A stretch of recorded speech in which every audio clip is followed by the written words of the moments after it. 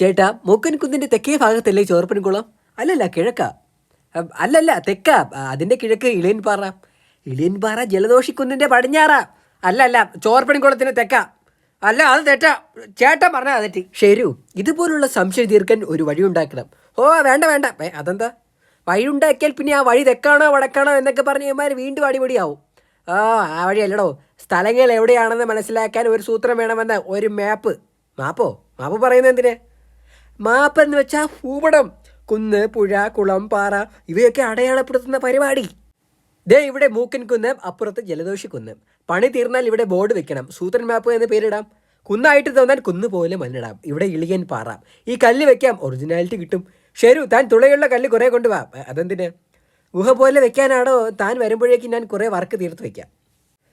സൂത്ര, തുളയുള്ള കല്ല് 10 രൂപ കൊണ്ടുവന്നു. അമ്പോ, ഇത് സൂപ്പർ.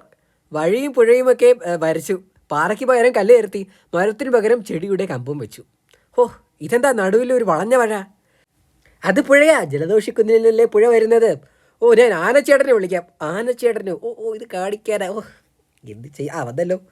ഒറിജിനൽ വെള്ളമാണെങ്കിൽ ശരിക്കും പുഴയായിട്ട് തോന്നും. അയ്യോ, എൻ്റെ മാപ്പ്.